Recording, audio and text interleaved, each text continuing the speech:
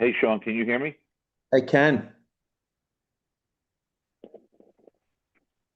Can you hear me? I'm not sure if it's my earbuds. I can. Hey, This Sean, may can you come as hear a me? shock, but I can. I'm technologically ill. Can you hear me? I'm not sure if it's my earbuds. I can, but I hear it's like echoing. Hey, This Sean, may can you come as hear a me? shock, but I can. Yeah, I'm that's I think technologically that's me, ill. Dave. Hold on. Can you hear me? I'm not sure if it's my earbuds. I can, but I hear it's like echoing. Hey, This Sean. may come as a shock, but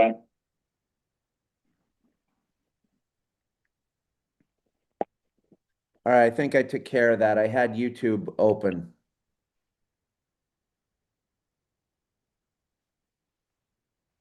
I think that sounds a lot better.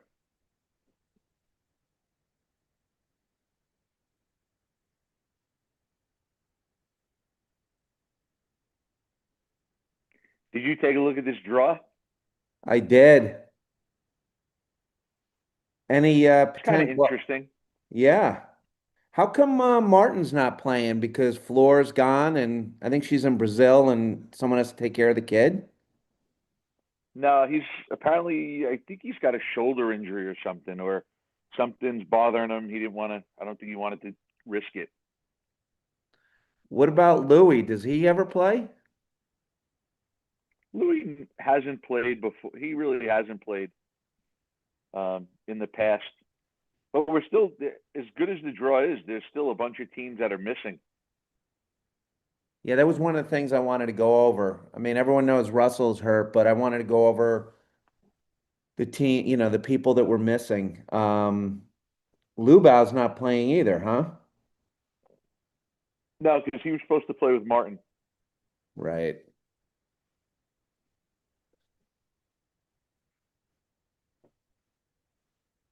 Am I supposed to have my camera on? You can when there you are.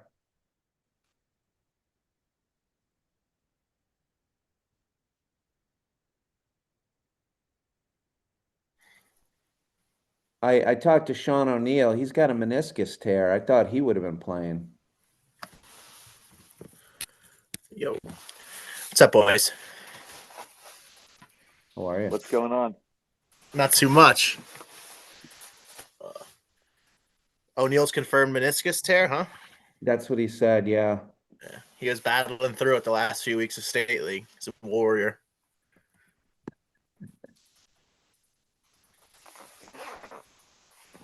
Let me get my other laptop here so I can get up my predictions.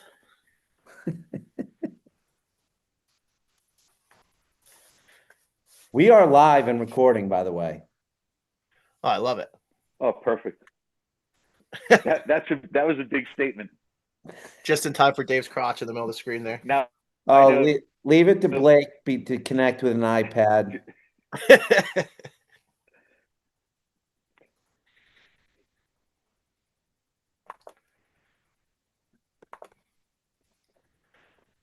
Uh-oh. I love that. I'll tell you what. I was looking through the draw, and there's probably as many good matches in the round of 64 as there are in the round of 16. Yeah. Probably more. Well, that's what we did for the chicken wire down by us, Dave. We shortened the A, and I think it was only 12 teams, Luke. And the B flight just became an absolute, Yeah. bloodbath. Yeah. What's up, fellas? How are you? There he is. Yo, Jackie. Diamond, what do you got? Spacewalker glasses on? Well, these are my gazelles from back in Ojeheto.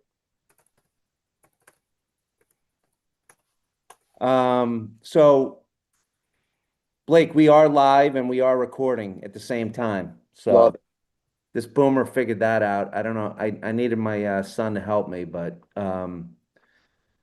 so before we get into the draw, can we talk a little bit about New Jersey League play? I have some questions and topics if you guys are down with that. Absolutely. Please. So what's that? Somebody gonna say something? No, please go for it. One of the things I want to talk about is, you guys have obviously both run clubs, and it's a little different in the two clubs I'm familiar with, and that would be Navasink and Seabright. What is the protocol for typically who gets to play with the pro?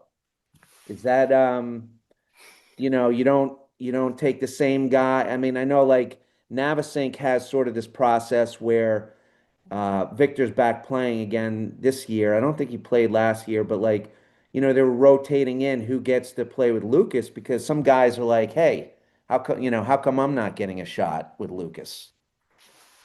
Right? And then you've got T-Mac that has played with Andre multiple years. What are your guys' feelings on that, and how does that typically work for you guys? So I think just in general, it's got to be order of strength. So you're not going to put a guy out there on court one with a pro and they're not going to be able to compete, or they're not going to be as good as the second team. So that's the one thing, is order of strength. I think it's matchups. I don't necessarily buy into everybody should get to play with the pro, but other people may feel differently. I know as the pro, that might not be as, you're trying to win. So you might have a better chance of winning with some players as opposed to other players. I think also some clubs go with the, you look like where, let's take, familiar you guys down the shore where, if the goal for Seabright was, well, we're going to try to win all four courts from, let's say, Montclair. Okay. Well, I think Andre and T-Mac has to play one, because that's going to be their best chance of winning four courts, starting with court one. Now, if they're playing a team maybe lower down and maybe you don't need T-Mac and Andre together and you're trying to strengthen and even your lineup, then maybe you put Andre with a guy from number 1 or 2, or you move T-Mac to 3 with a guy with 4. And, you kind of move it around there. But I don't know if anyone, Blake, and you might know this better, because I'm sure more people want to play with you than they want to play with me. Debatable. We'll talk about that later. No, I think a big part of playing with a member is flip it the other way. So it's not necessarily the pro's choice at all the clubs. It, depends on who's captaining, depends on what division scenarios Dave was talking about. But I think it's actually very difficult on the member side playing with the pro. Definitely. And there's a lot of good members that don't play well with a pro. And I've had experiences, with guys from my club where they are extremely good players. They totally play a different game with me, and it's uncomfortable. And, and then I have other guys that are like, hey, I'll be here and do A, B, and you do C through Z. And so I think it also is, there are certain guys that pair well with pros. Those guys are clearly the ones that lob well and volley well. But it's tricky. Really tricky. I mean, when Dave and I were at Short Hills, we always played one, because in the A division, you do have a difficult match pretty much every week, where if you look at B division, C division, D division, a lot of times it's pro member, because what you try to do in that case is strengthen your lower courts a little more, right? You're playing a pro with a member that's going to beat court 2, but that court 2 is a lot stronger without one of your better guys. And what about who gets to play with the pro in this tournament we're talking about? Like, why is Rosenau playing ahead of Kendall? Shots fired. Rosenau's not playing. No, last year. Well, maybe it went to the highest bidder. They did end up winning it, didn't What they? I'm wondering. He did.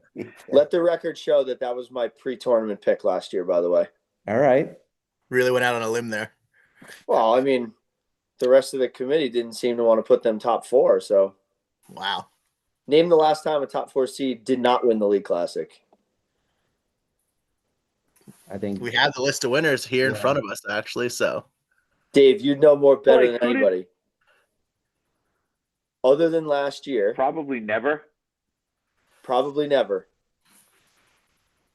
well, that's what you said in the text. It's Actually, maybe the year that Shahadi won it with Kendall Osborne, they may not have been top 4. And what year was that? Be careful what you say here. If they're watching. No, I mean, 2002. I was 2002, going to say 2005, 2000. There you go. Around there. 20 plus years. wow. No, Blake, I who think did Willie so. play with last year? Who's that? Rosenau Willie played won with with Russell last year? last year. Rosenau played with Russell and Humphreys played with Willie. It's not a bad partner. No. Yeah. Not a bad one to punch. But no, going back to your question on, how does the pro choose? I think it's either, a combination of what other guys at your club usually play together, let them play and you grab somebody, or in this tournament, do you grab your best player and try to win? I think there's different clubs that have different feelings about it. And there's different pros out there that have different feelings towards it. Do they want to play with, a weaker member and play, 4, 5, 6 matches with them? But I don't think there's necessarily a process that goes on with selecting. I know Zach. Did Zach ever play with Humphreys? I don't know if he did. Yeah, and there's 2 lefties too, so that might be tough. But I don't know if they ever did play together. I don't think they did. No, you know what? It was Humphreys played with Humphreys won. Stulak. He won with Stulak in 2022. They won, and then they shifted it around, and then Russell was over there, so that wasn't a bad consolation prize if that was what it was. Sean, I think that Blake and Dave are being modest, and that Dave just entered as another guest here as well, but that they're he wants 2 chances to respond to each question. Yeah. I think their members are probably fighting over who gets to play with these guys. A cage match to see who gets to be Diamond Dave's partner. Exactly. There's probably some clubs that it gets a little, and quite frankly, it gets a little awkward for the pro, Yeah. right? You don't want to be that guy to choose one over the other if that's the case. But I think there's a fair amount of places that, you get pros that potentially rotate around and, are in it for the fun. And then there's other teams that are obviously, a clear favorite and they're going to try to go for it. And with this tournament in particular, there's probably only, however many teams that actually have a realistic chance of winning it, Correct. with pro and partner. So that, I would say, influences it as well.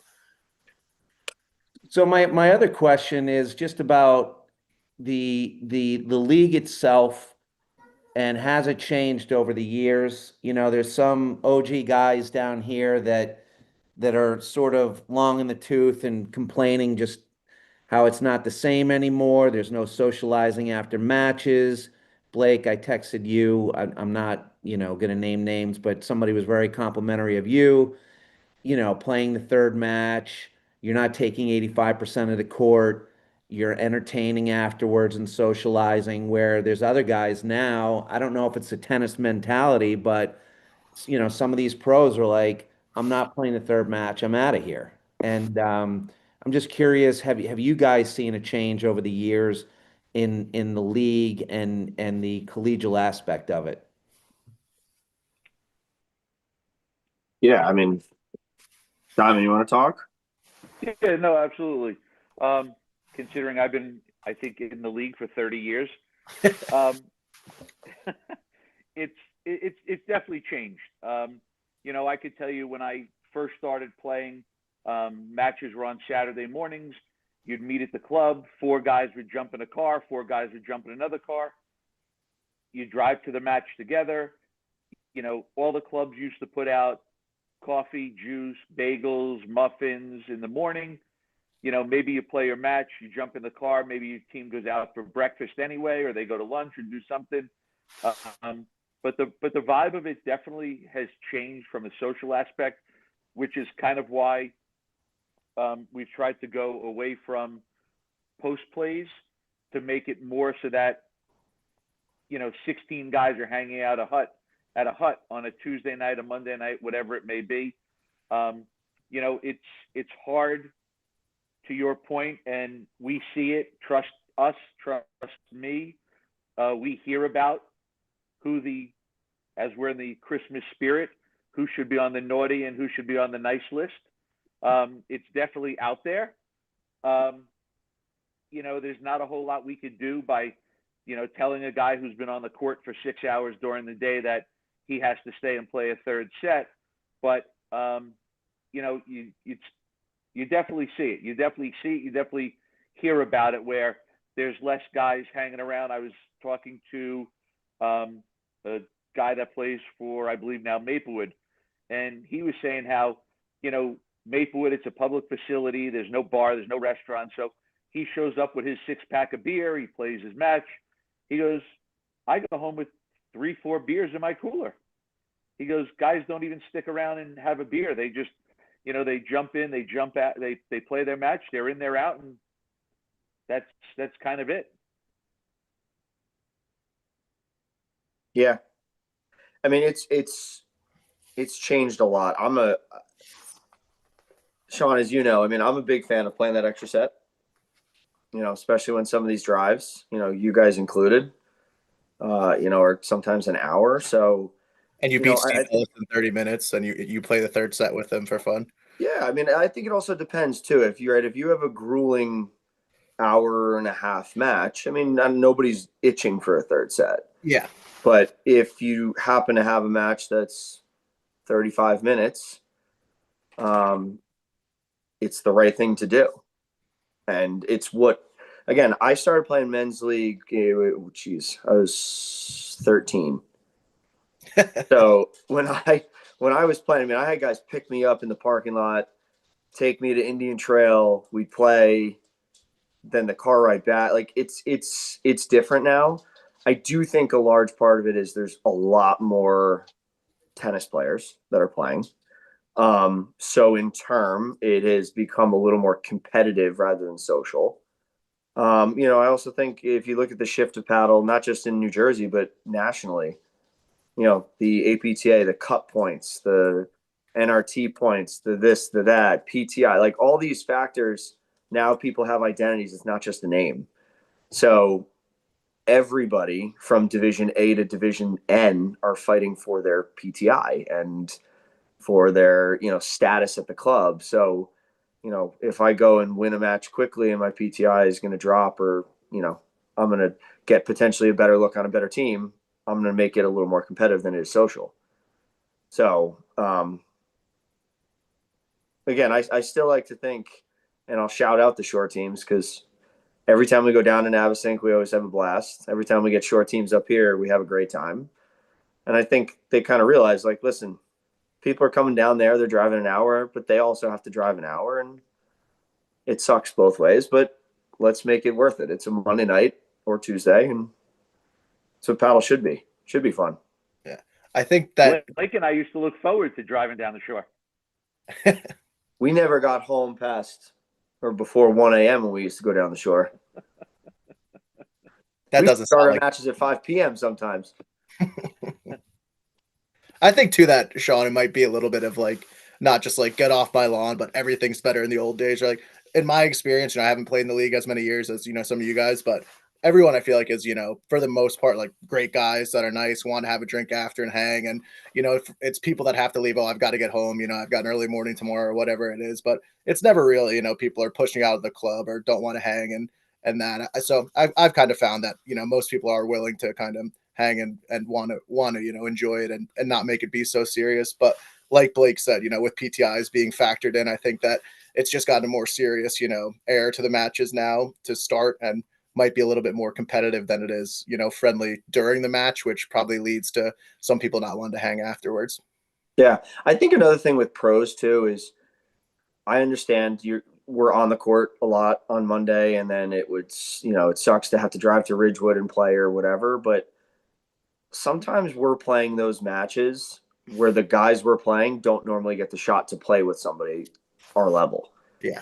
And it's why the League Classic is such a good event, because there are teams that might, and listen, I remember one of my first League Classics. I had DeRose and Lubau in the first round, and Steve DeRose played in Timberland boots that weren't tied. And I'll never forget that, but it kind of started to like, well, I played against these guys and it was fun. And who cares that we got crushed? And, when are you ever going to experience playing with them? So I think it's also on some of the pros in match situations like that to embrace that and understand that the guys you're playing, even though you might smoke them in 30, 40 minutes, like they do want to kind of be on the court with you, and you should, take that as a compliment. That's what I'm super excited about for Saturday. If I get by the first round, I know I'm going to have somebody on the court that is going to be ridiculously talented. It's why I'm doing it. Yeah. Just for that second round match. You guys did talk about, and I was watching the live stream last year and talking about how competitive the League Classic is now. If you look at the top 10, or under 10 PTI people playing now versus back in the day. So can you guys talk a little bit about that, about the level of competition over the years? I mean, let's I use the first example, Dave. Who won in 2002? You just mentioned. Kendall Osborne, John Shahadi. And let's take Kendall Osborne and John Shahadi in their prime and put them in Saturday's draw. Where would they end up? Top 16? Maybe, yeah. I mean, Like the pro aspect has to be, massive. These last couple of years compared to years past, the amount of high level pros in state of New Jersey is huge. And what was the last year that pros were allowed to play together? Was that 2019? And then the rule changed? That's the Lucas Victor rule. He had to bring it up. He had to bring it up. Who they beat that year? Bring it up. Yeah, had to bring it up. You guys? Yeah, that's right. They did beat us. What was the score? Like you didn't know that. 6-4 in the third set. Essex Fells, court 1. 5 in the third. But we took out defending champs Roops and Mick the match before. Nice. No, that's an awesome run. And I think it's better now that it's, pro with member. I think it's a good rule that's, been in there. But, because we Yeah, watched. I mean, so I brought this up a couple of years ago, and pro is technically allowed, but we have kind of Frowned pushed. upon it. Right. It's not right. We don't encourage it, but let's use the example of, there's a mid-level pro and an assistant that want to play. Right? If we want the League Classic to be the best draw and the best players, why not let them play? Where if it was Victor and Lucas, Mick and Oscar, that's a little different. Humphreys and Russell, right? What's the purpose here? So I think that's a good way to put it. It's frowned upon if you do it, and we'll certainly call you out and tell you that it's not allowed if you try to. But there are certain situations that we kind of have said okay to. I think we have one this year, Dave. We do. It's Tyler Schick and George Stoop. George Stoop. Stoop or Stoopy? Never met. That's my dark horse team. I'm not saying they're going to win it, but Tyler Schick beat me in 15 plus nationals final last year. Actually, was he court one at LSU? I think he played at No, Tulane. that was Vlad. He played at Tulane. Yeah. Yeah, I have George and Tyler making a pretty good run as well. And before we move on further, how many years did Dave and Blake did you guys play together in the Classic? Good question. 3 or only 3. I think only 3. And is that the only final you've made playing together, or if you guys made the final other years? No, we lost to Brett and Monty one of the years. And then I don't remember the other one. And have you been Victor and Lucas in the other one too? Oh, the one that we match? So graciously accommodated Victor Vidal and his wedding that happened to pop up on the calendar the afternoon of the League Classic. Yes. Yeah. Shout out Victor. I hope you had a good time at that wedding. So that Monday night at Morris County was like 4 degrees. Oh, geez. And it was like back jam by 4 hours because of our match. Yeah, we took a long time. Yeah. So what are some of your guys' favorite matches or memories of other people's playing over the years? I'll never forget watching, when I was younger, watching Aki and Klaus play together. Aki wearing his sweater vests out there. Aki's in shorts. Aki's always a fun one. Aki's always good in Kazi. I was going to say Steve Holler and Anthony Casamano were fun to watch. You go back further years, and you had John Milbank and Scott Rogers were fun to watch. Obviously, Dave Omuller, Chris Gambino, those guys were always amazing to watch. You had from down the shore the Duddy brothers. They were forces back in the day. There were a lot of good, always a lot of good matches. And I think, the League Classic has always been an amazing event.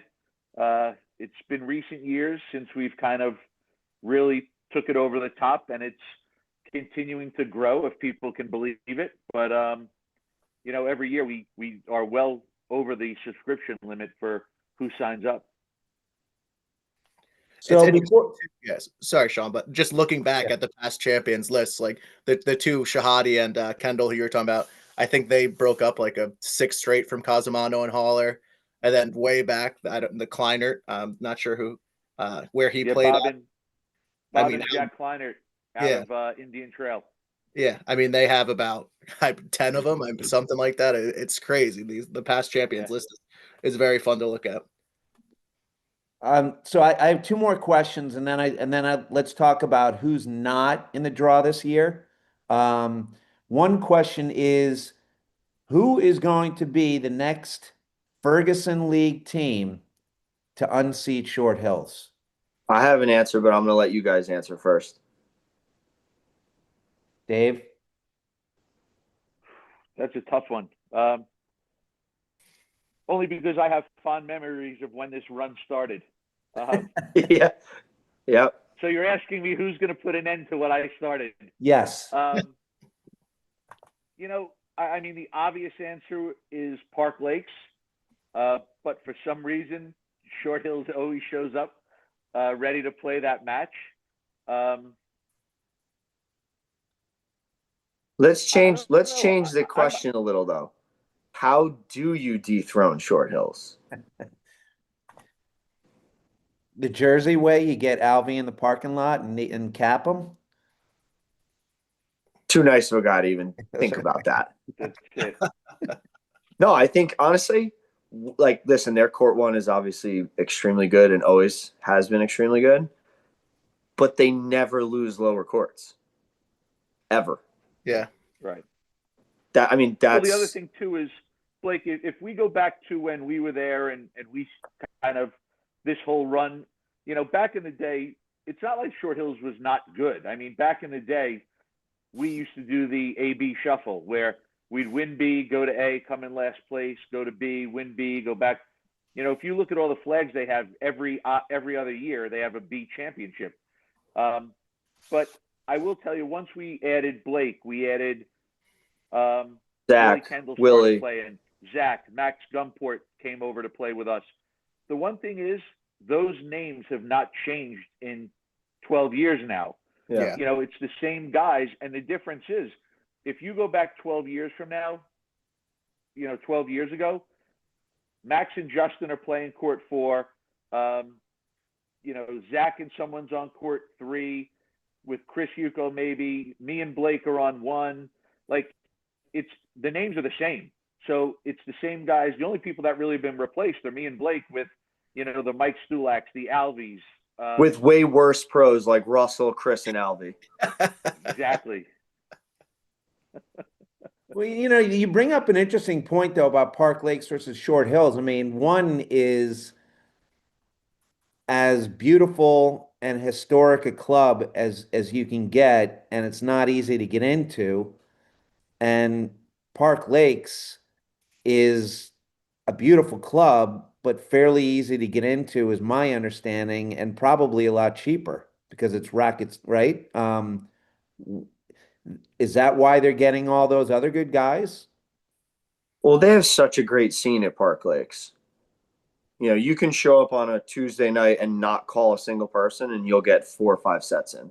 Okay. So the vibe they like, you want to talk about, you know, the way paddle should be and used to be, like that's one of the places that does it right. And you know, there's always cold beer. There's always a ton of guys. They always mix up with, you know, every level. But they're becoming better. And I think a big part was, I could be wrong with this, but I feel like when Gene Teotine kind of went over there, because he was a pro elsewhere, but then went over there, it kind of started a little bit of a revolution of people jumping over there. Like I know there's a name going next year, Brian Combius from Bernard's, great depth piece for them. So, I mean, I also think their biggest sales pitch could be help us dethrone Short Hills. Wait, why did Dan Wright leave? Is he just playing Padel? He's a pro Padel player. Okay. Blake, was Park Lakes your choice to dethrone Short Hills, or no? I talked to, ready? This might surprise some people, but Montclair. No, come on. All right. I don't know when it would happen. I don't know if it'll ever happen. But I think there's a couple pieces that are going to be added to this club, and there's one piece in particular that could pull the almighty NJMPTA move, solidify potentially some bronze statue status, and that would be Canoe Brook. They've got some deeper pieces coming over. They've got a little bit of youth. You never know with an assistant pro who it might be. Drew's always going to be Drew. But there's a member of Short Hills that is a member of Canoe Brook that could shift things a little bit. Lot of Care to- NIL Do you guys money, know who Bob? I'm talking about? Dave I knows who I'm talking about. No. Any guesses? He By the actually way, may play. He actually may play for one club and captain the other. he might very lightly, probably is the best amateur in the state. So then you're talking about Kendall. Zach? Wow. Wow. That's your choice. Imagine a guy who captains Short Hills 1 but plays for Canoebrook 1. That could be some serious stuff one year. Wow. I've already planted the seed. You're breaking news on this pod tonight, Blake. With Listen, I brought a lot. I love it. He's got shore ties. He married a girl from the shore. Yeah. Well, She's so before- also a phenomenal paddle player. Sean, yeah. he is. He's not the best amateur in New Jersey. But before we get to that, who is the best amateur ever, all time to this point in New Jersey? Could be somebody current if you feel that strong, but I figure you guys have other choices. Here's a name. It could be Bob Kleinert. What about Mike Stulak? It's a good. That would maybe be Could who be I. Mike Stulak. I mean, Mike You know, Stulak you in his probably have to- prime. Right. He's a Hall of Famer. Yeah. Yep. What was Haller a pro or no? Steve was not a pro. I mean, he's got You about might eight league classics or 9. listen, He was you might something say to watch, Anthony by the way. Castromanno. Anthony Castromanno wasn't a pro until That's 2 right. years Anthony ago. Cosmano wasn't a pro. That's true. He's included as a pro now. Yeah, but during his reign of terror, when he won God knows how many of these things, he was not a pro. Yeah, It's a good question. that is. All right. So for the listeners, this all was precipitated. We were going to have this podcast, and then things got heated up about 2 weeks ago. Luke showed up at Fairmont, and the debate started. And before we get Wasn't into much of a debate. I want to tell you guys, Luke is anti-Seabright. So you guys don't know that, but he takes shots at them all the time, calls them out over lineups all the time. He is the definition of public courts. He does not like the history or the tradition at Seabright. So for him to pick his guy is actually a huge departure for him. I wouldn't go that far. I'm not an enemy of Seabright by any means, but Yeah, you just want to be invited to the member guests. We know. I was going to say good call because they just put the sign up, Luke not welcome. we did kind of screw them over. We got their 2 team demoted by getting shellacked by Beacon Hill the last night of the league season. They weren't too happy with that, but stuff happens there. All right, so how are we starting this discussion? Well, just for background, right? The night that we were at Fairmont, I think it was either the night that Tom McDonald and Andre beat Mick and Evan or a week after. And I was just kind of, saying that's probably the best win for a shore team ever. And opening up that Tommy McDonald has to be, at the top of the list of, best dams in the state right now. And from the Seabright guys I've talked, I heard that he was, played lights out of that match. And anyone who's beaten Mick and Evan, is a great win for any team. But, Blake and Dave came back with some guys that they thought as well, and we kind of just went from there. It's kind of a short list of people that, you can, I would say, that have a chance to be the best dam, and we can kind of go over those people as well. But interested to hear who you guys would kind of put at the top of the list tonight. Sean, who would be your pick? Well, let's frame it a little, Blake. You're talking to a 42 PTI that's been playing the game for 4 years. That being said, I've watched a lot of paddle. I mean, I think I've logged a lot of man hours, probably more man hours of video over 4 years than I'd put it up against anybody. I haven't seen all these guys play. I've seen Kendall live. I've seen Toole twice, both losses at Seabright. I just want to add. To be fair, listen, it's That's a partner. That's fine. It's a partner game, and it's about matchups. I get it. Super impressive player. I have not seen Brian Fag. Am I pronouncing his name correct? You So are, yes. he's back in the scene in New Jersey. He was in Chicago for a while. Playing with Eric West. Yeah, so he was out there for a while. So I don't know if he's played league at this level other than this year. He used to play some of the league matches with his father, Chuck, but I don't think he was the player he is today. I don't think I can put him ahead of any of the names we've said so far because there haven't been the wins. But again, smaller sample size. Although Fag and Danya did take down a team from the shore. They did. Who is that? In the beginning of the year, they took down Tommy and Andre. On Andre. But they also lost in straight sets to Mick and Evan, who Tommy and Andre beat. Funny game, Paddle. Right? So you know, I did go into ChatGPT and I took all their matches and threw all these guys' matches up and asked them to come up with metrics that obviously get into whether you were the underdog in the match, did you overperform, underperform, etc. Jake Toole consistently outperforms his PTI expectations. He graded very well. He plays typically with slightly weaker partners, which, you know, I don't mean that in a negative way. He usually plays with Glenn. Zimmer was probably the least out of all of them. Zach, despite winning all three of his matches, I know he hasn't played a lot. The model expects him to dominate more than he does, and he doesn't. But I don't think that's the type of player he is. He's not. And to be fair, I think he was injured this year. He had a torn meniscus all year. Yeah. Okay.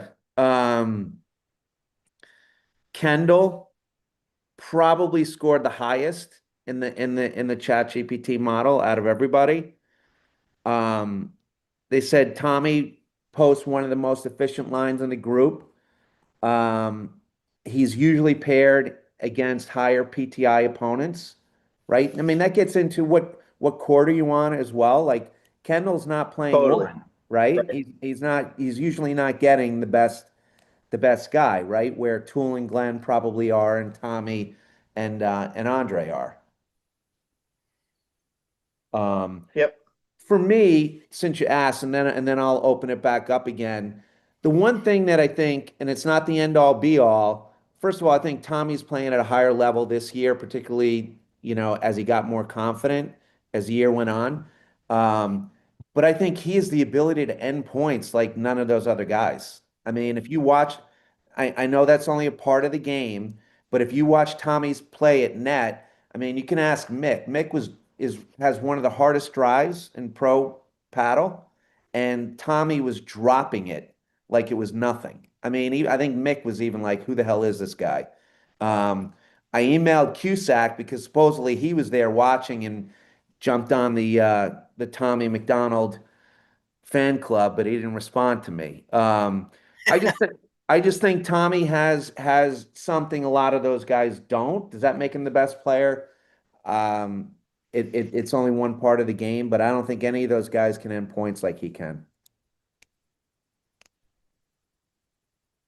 I got to take it. I mean, I haven't seen Tom once this year, so I can't. Like, it's you've probably seen Tommy the most out of everybody, right? I've only seen him play once. And Dave and I have seen Tommy the least out of everybody. And Dave did beat him last year. So did I. I think last year was the best he was playing ever. I think. When you beat him that particular day. I think so. Ever. It was like Johan Durant level. He was peaking just before that match. Yeah. And Dave carried some sorry 20 PTI named Joe Mata to a win there, which was a really accurate PTI for that match. Yeah. Listen, I think the forehand guy can dominate.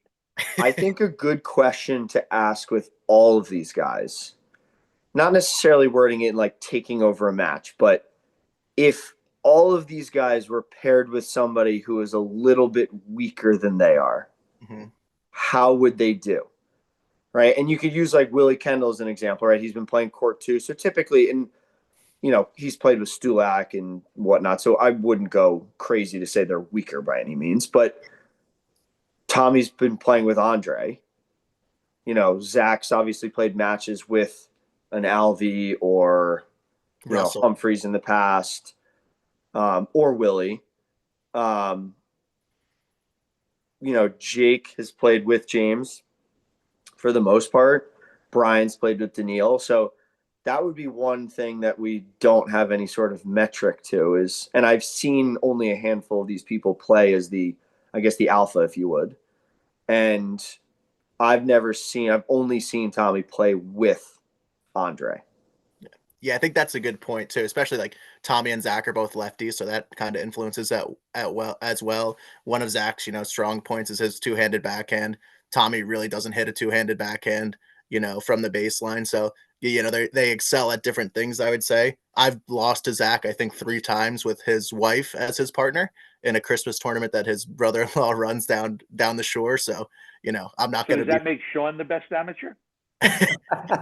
better than me. Luke's not telling you he had a male partner. Yeah, what'd you say? I had a male partner in every match, but we don't need to get into that too much. Zach is the second best athlete in his house, and he'll tell you that too. Yeah, but I think that again, you could pool them all together, and I think it just comes down to personal opinion and matchups and partners. Yeah, matchups. Who's played with who? But I think here's a huge part is I've seen certain people, Willie and Zach in particular, win the big matches. Right. So, and I know league and by the way, I'm not going to take a single thing away from the fact that Tommy and Andre beat Mick, because you're right. That is a massive win. It is a league match. If that was the League Classic quarterfinals, it's a bigger deal. Does Mick play a little different? I would think yes. Yep. If they won that in the quarterfinals, I think that would totally shift a lot of things. Right. And here's another good example, like Jake Toole. I mean, he's played with James. James Glenn is a phenomenal player. Hasn't broken through with like a big win when it matters, other than a league match on a Monday. And here's actually a question. I asked Dave this because I was curious before we came on. Has Tom McDonald ever played an NRT tournament? No. Why? Kids. You don't have to answer for him. I got kids. Dave's got kids. Yeah. No, it's a good. I think he actually wants to. He kind of expressed it this year that he was trying to get in a few, but I just don't think he kind of found the right partner to do it. He wants to play. I get that. Yeah, he wants to play with Lucas. He wants to play with JK.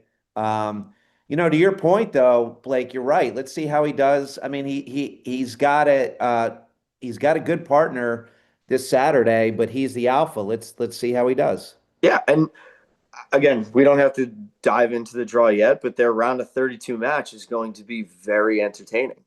Who is it again? Sorry, I'm not. Diego and Tommy Fusco Jr. My old college roommate, Tom Jr. Ooh, I bet your college is no fun. So Luke was the second best paddle player in college too. Thank God. School with us. That'll be interesting to see how. And listen, Jake and James, they have a great path to get to Monday night. James and Clay previously played Monday night after Pat popped his calf. But I think that's a big metric. Like I've watched and I've played with Jake Toole a lot, and I have countless positive things to say about him and his game. I think he's one of the smoothest players out there. The consistency is one thing that I think if he was a little more consistent, I'd put him above everybody. He's got so many options.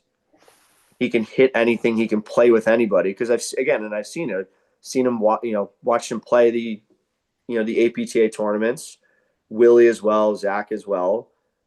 So that was one thing that popped in my head is why doesn't, because that'd be a good indicator to see like what you can really do. I mean, totally.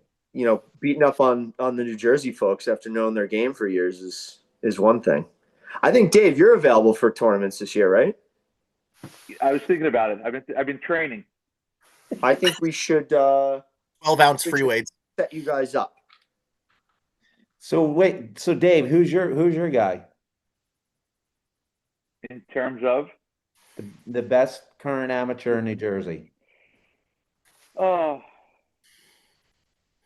I don't know. If I'm gonna pick one, and it's a hard pick. You know, I like obviously Willie Kendall. I like Zach, despite what Zach may think. And I would not want to say a lot of good things about Zach and his paddle game, because he might believe it.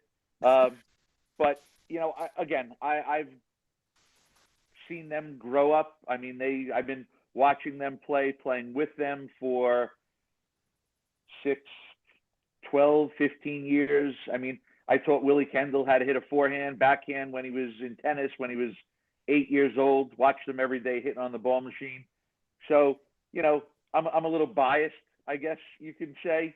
But again, to like what Blake was saying earlier on, and that was going to be one of my questions, where it's like, you know, when we were talking the other night at Fairmount, you know, and Luke was saying, oh, Tommy Mack's gotten so much better this year. His game's really improved. I can't say yes, it has. I can't say no, it hasn't, because I really haven't seen him, which, you know, is one of the unfortunate things that, you know, up here, it's just a bigger paddle community, and it's kind of far away, where it's not a half hour away, where we're kind of, you know, mixing and matching as often as we could. But, you know, so I would have to say either Willie or Zach, one of those two. You know, your old college roommate, shout out Steve Ellis. You know who he picks, right? I do. Okay. Who does This Steve is the pick? guy that hangs. This is the guy that. Is this the hangs out in same barn Steve all day. Ellis who I mean, lost in 28 minutes you?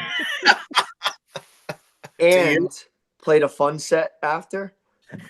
That's how good a guy Blake is. He mixed up the teams to make it a fun third set after. He didn't want to. No, he just wanted again to beat Ellis 3 sets in a row. with every combination he could get. But who does Ellis pick? T-Mac. Wow. I got a couple other people that weighed in. Tyler Owen says Jake Toole. Lucas Green says Jake Toole. Not Well, sure. Dave J.K. Thompson says definitely not Lucas Green. Yeah, exactly. Dave had the best comment, though. Has anyone seen this post north of exit 109? Yes. Because I think everyone commented T-Mac just due to the following base of Cutter's rule. Most people don't know that I'm not witty and sharp. They just know your good looks. There you go. They're not listening to the live stream enough, Dave, like me. All right, you guys want to get into the draw here? Let's do it. Absolutely. Well, before we do that, right? Maybe just mention that, you know, I think Rob Schioni sent out the email today, but they're doing a bracket challenge for this that you know, that you can win money if you enter into, and then the other, it's like kind of like a 50-50. The other half will go to the men's nationals this year, or APTA nationals. So it's all for a good cause and fun, and kind of make it like March Madness. So everyone who played in the League Classic should definitely fill out one of the brackets and give themselves a chance at making some money. Super simple, by the Also way, the- too. Very easy site to do it on. Just make sure you know, get through all your rounds. Yeah, that's it. I've had a lot of text messages today, people loving the bracket, you know, because everybody loves to, as soon as the draw comes out for League Classic, they love to analyze it.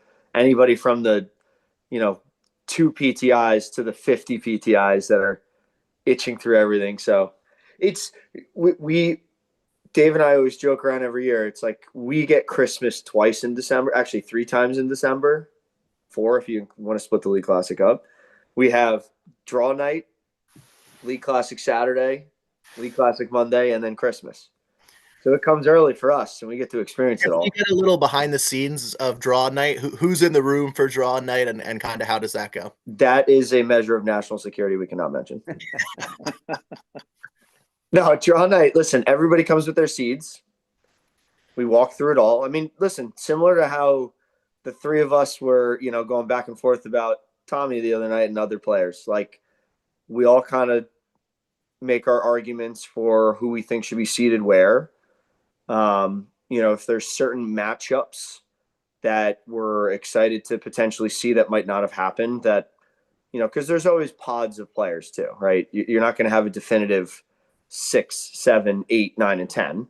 So, but we look at a lot of the league results. Rob actually put together a really cool sheet that had every single match that was played this year with winners, with scores, with PTI upsets or favorite, like the whole 9 yards. So we could look through all of that. And then once we get past kind of, what do you think, Dave? 48 placed, then it's fairly PTI order for the most part. We were unfortunate this year to lose 2 top teams, or actually 3 top teams. Russell. Could be 4 or 5. Actually, the more I thought about it too, I mean, this year you're without Russell. You're without Zach. Drew. You're without, no, Drew's in. No, Drew's playing. Okay. You're without Andre and Tom. Mick's happy about that. Without Martin and Lubau. Yep. And Humphreys is gone too, right? No, So, he's in the Padel world. Louis gone. He's not playing. Yeah, Louis. Marco And then Banchero. Tomas Christian also left Beacon Hill, so he was another name. But you're without a couple of the top teams, but I think this year's League Classic draw compared to other years, the depth matches are almost the ones you want to watch more. well, We've got a couple second round matches that are there might be crazy. Better earlier round matches than there are later round matches with like guys you never heard of. Yeah. You've got 3 Montclair Open winners in the draw this year. Good stat. I didn't know that. Yeah. And who's that? Well, obviously Alvey, but Sean Leonard and Eric Frankovic. There you go. Didn't know that. All right, we're gonna have to have redo the draw. Where do we have that team? We're gonna have to redo it. Emergency meeting. Blake, who were one of the other things? Sorry, go ahead. One of the other things, real quick. Luke, real quick is, to add on to everything what Blake said, we also do with established teams that have played before together. We do look at prior results, and it's like, okay, we're going to put these guys number 6. We're going to put them number 5. We're going to put them number 7. It's like, okay, how many times are we going to fall for this trick? They've lost in around the 32 5 years in a row. Like, why are we putting them in the top 8 when they haven't gotten out of the round of 16 or 32? And so we do go back and look at everyone's history, how they perform as it gets later in the day. Are they still as good as they were in the morning? So, believe it or not, for what some may think is a silly group of guys, there is a lot of thought and ideas that go into the draw. No, that's great to hear. And Blake, do you have in front of you, or maybe just off the top of your head, and list off, kind of the top, 5 or 10 seeds of how it's seeded this year? Yeah. So you have, let's see if I can do this straight off the top of my head here. You have Alvey Regalado, Dan Urban as number 1 seed, Mick Erdoya, Evan Zimmer as the 2 seed, James Glenn and Jake Toole as the 3 seed, Drew Broderick, Pat Shawcross as 4, Lucas Green and Pat Haggerty as 5, Willie Kendall, Mike Stulak 6. Then you have Daniil and Brian Fagg 7, Matt Fawcett and Gene Teotine 8, Gonzalo Garcia Nieto and Dave Rubin. They're 9. Then you have Sven Lalich and Phil Tebow at 11. And then you have Sven Burris, John Holland at 12. Nice job. Look at that. I spent a lot of time looking at this last couple of days. Shout out Pat Haggerty. Yeah, you know what? We'll talk about them in a little bit, but I know you played with him a lot. I have high expectations for that team. Haggerty I call him the Terminator. But Lucas could be one of my favorite people. Oh, he's the best. He's one of the goofiest people, but not the best state league season for Lucas this year, though. Well, when you play But you court know two, what? how can you have a good state season? As a 12. Worse when you play court three. But Just I will ask tell you Lucas this, every that- time you step on the court with him. you You know, say, "When you're negative 12," he goes, "Dude, I suck. I suck." no, Blake and I definitely went heavy with Lucas and Haggerty in the drum meeting, and we definitely got a lot of side-eye weird looks when we brought it up. Haggerty is a guy no one knows about that is I mean, you want to talk about the best amateurs in the state. He's right below a lot of these guys and only getting better. How would you compare Pat and J.K. Thompson? In Jake terms has of a lot more flair and Yeah. spin and things of that nature. Haggerty's just super solid, unreal forehand, won't make a mistake, best athlete on the court. And I mean, JK's a hell of an athlete too, but definitely a lot more to his game. But Pat is just doesn't make a mistake and is so solid. And Yeah, because that's honestly what's scary about that team is like Lucas played a lot of the year with Steve Simbinos or Yeah. Who's this guy Victor's playing with? Kyle Melia. Kyle Melia. Like, so you see a lot of those pro member matchups, and again, it's tricky for both the member and the pro. But when you have somebody who's a little steadier with a guy like Lucas who's steady and has a lot of game, that could be dangerous. Like a Tommy Fusco Jr. type, who I kind of like him and Diego this year, but they kind of have a tough draw. But I mean, Tommy's a great player to play with a pro like that. Can volley, can keep Totally. goal, and doesn't make mistakes. Yeah. Trying to think who else we have to round out. I should know it off the top of my head. I know Tommy Mack and who's he playing with? Is it Scott or Dean? Dean. They're at 16.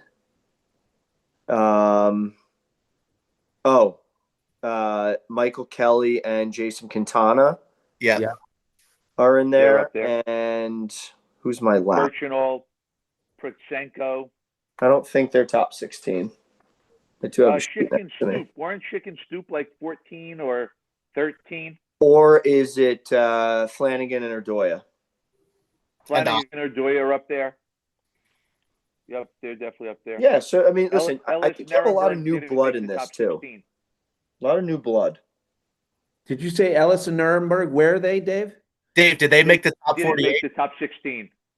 Did they make the top 48? Potentially. They were chosen in a random lottery draw to be in the main, not in the play-in. Dave asked about what about Ellis? I said he only wins matches that go past 38 minutes. Ellis only beats Louis Vauclair. That's right. By the way, we got to give credit where credit's due, right? I mean, I think he didn't after that win. I don't think he cared what happened the rest of the year. When I didn't see him in there, that's what to hit those two cutters back to back at that point in the match. I mean, you want to talk about cajones, right? From Louis this weekend, you're talking about. Yeah. Long Oh, Island. yeah. That was one of the Yeah. wildest matches I've watched. Yeah. Insane. Yeah. Crazy. All right. Dive into it, Sean. Yeah, we're gonna start at the top with Alvy, right? Yeah, Here, how's this? You know, he put. I'll ask the rest of the group a question about Alvy and Urban. Why won't they win the League Classic? Dave, hold your thoughts because I think I know what's about to come out of your mouth. Like, why wouldn't, I mean, they played the whole regular season. I mean, not everything together, but. Yeah, I think they beat Nick and Evan pretty handily. Like 2 and 3. Why won't they win this? I think that's what a lot of people are wondering. Yeah, You There's certainly only one answer, by the way. Dave, you want to say it? Well, I think it's, like a lot as it gets later and later, it just more and more falls on the non-pro. So the answer is what? It's going to be how Urban. Dan Urban responds. Like, how does he play? And it's again, to Blake's point when he said it earlier, that it's one thing to play a match on a Monday night in front of, 10 members at your club. It's another thing to play on a Monday night in front of 1,000 people screaming and yelling, smoking cigars. It's a different animal.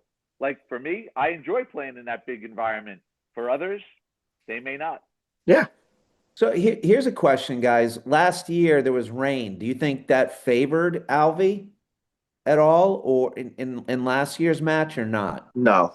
No? No. And So him and Waldman lost the final last year to Russell and Zach. so I don't think Matt Waldman is familiar with, like, it should favor the weaker teams slightly because it evens the matchup a little bit with the rain. But I don't think they really understood how to play in the rain. Where if Russell hits one little cut push overhead, it's over. And same with Zach. I mean, Zach has a very slappy overhead at times. That ball in the rain could be the best overhead in the country if you want to. I mean, could go for anybody, but they just played the rain better. It was unfortunate it had to kind of end like that, but I mean, Alvy's going to be in everything no matter what. And Dan is extremely talented. And it'll be, again, just like we were talking about before about, like a James Glenn, Jake Toole, Tommy Mack. Like Dan Urban's another one where can he win the big match? And again, a league match is one thing, but League Classic, when Dave said, people are blowing smoke in your face and yelling at you while you're playing the screens, that's a whole nother situation. The League Classic is all about the theater. Correct. Who's going to be a star and who's not. That's why Dave's always a top 8 seed when he played. He's a gamer. Some guys like the bright lights. He was made for Broadway, but never made it there. Yeah.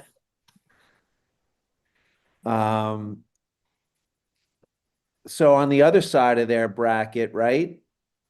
I mean, we don't see anyone. No, Right. so here, their quarterfinal. I mean, I think that's probably the best place to start or walk Yep. through. So their quarterfinal, they're gonna have either Gonzalo Garcia Nieto and Ruben, or Fawcett and Gene. Which that round of 16 match should be great. I haven't seen Gonzalo a whole lot other than some live stream, APTA events, but I mean, people talk very highly of him. So I think it'll be, now here's another one. Does he know how to play the League Classic like this? Right. Cause that's another thing. Like if we really want to, Russell Bankheim could be the best pro player in a thing like this. Because he's so overpowering, like his spin. He can take over a match against any single person. Yeah. Probably could still do it with the scooter he's on. And even more so than someone like Alvy, who doesn't have the spin like him necessarily, but is probably a better player at this juncture. It's such a different game. And we'll talk about another top 16 seed in a little bit that we spoke about on Monday night while we were doing the draw. But it's different. I mean, again, even when I get in matches, I don't like to take over everything. I like to let my partner play. But there are some guys that can literally take the entire court. They're so consistent, they don't miss. And I mean, that's very difficult to play against. Oh yeah. So that should So be even guys, if we just go back a second, I mean, I looked at this and we could definitely get into later rounds, the meat and potatoes of the tournament. But I actually have, if we could talk about it, just to throw it out there to everyone, I have a couple of round of 128 matches that I think could be good matches. Let's do it. I've got 2 or 3 of them. And I'll throw mine out here right off the bat. You have Valerian Wright taking on Edgar and Tang. Yep. That could be a pretty good long battle. I have Aurora Mann and Papasil and Williams. Yep. At the bottom of the draw, that could be a tough battle. I have Beeler and Bragoli taking on Garvey and Torter, which I think, again, another long first round tough match. Is that Liam Garvey or Matt Garvey? I think that's Liam Garvey. Liam Garvey and Joe Torter. Yeah. A couple of Blake's guys, Adam Drum and Jesse Farrell taking on Tyler Roten and Jeff Schachter. I think that's going to be a tough first round match. And then my last one would be Blasco and Heffernan taking on Engdahl and Maddox. And these are first round matches. 4 years ago, these guys may make it to the round of 16. Yeah. I lost to Engdahl this year. Let me ask you a question about Tyler Roten. Like Drew's played with him a couple times this year. Does he see something in him?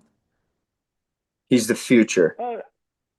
Well, Tyler puts a lot of work in.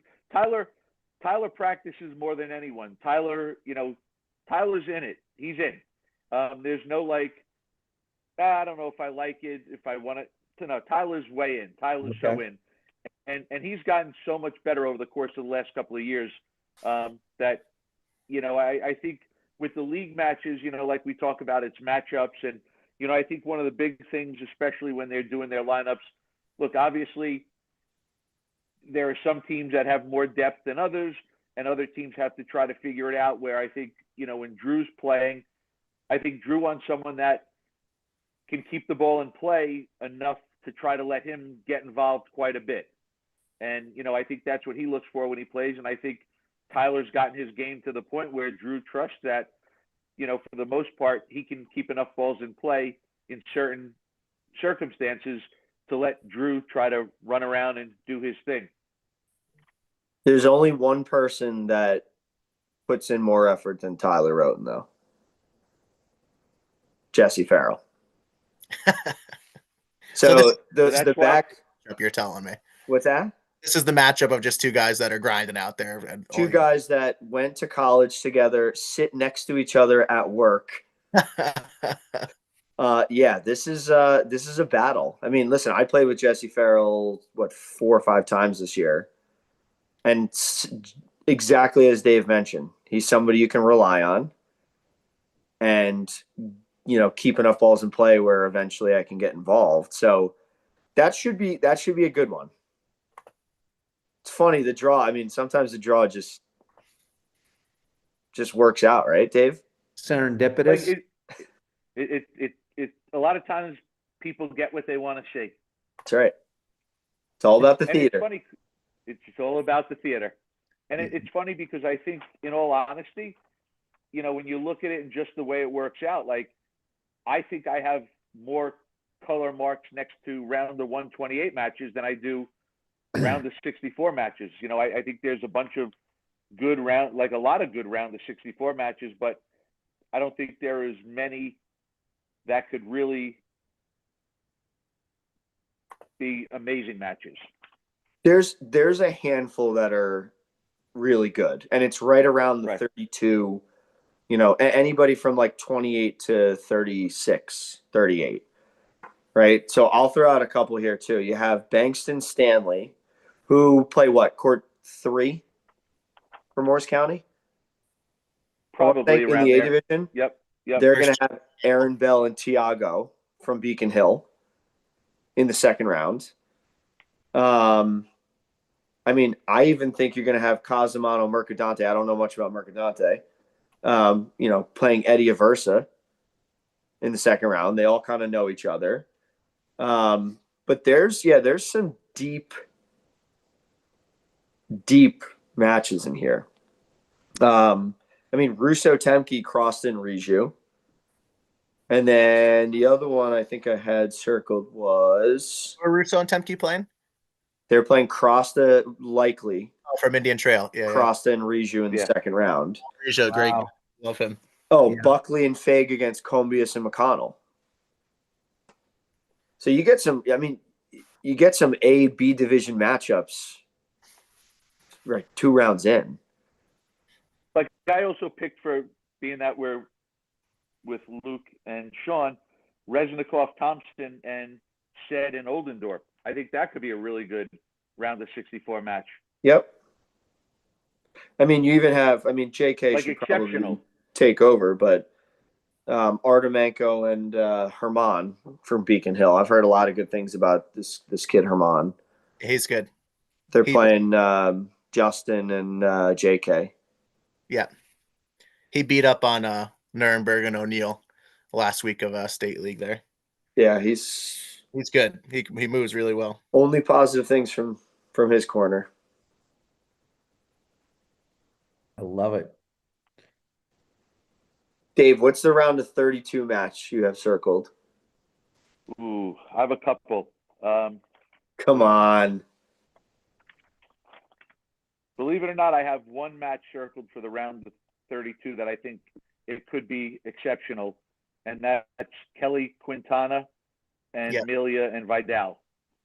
Yeah. Like And an Kyle Miller, exceptional he's match. a young guy who's a great rackets player and is kind of just getting into paddle. Has done well at some like member guests recently. So I think he's one of like the biggest, PTI droppers in the state this year. He's dropped like 12 points or something. So he's just going to keep getting better and better. And I think Victor's better than whatever PTI is. Victor, if he played in tournaments and stuff, he could be -10 or whatever it is. He's unreal. Everyone's saying Victor's playing really well, but Kyle has never seen lefty spin like Quintana, so Not many people have.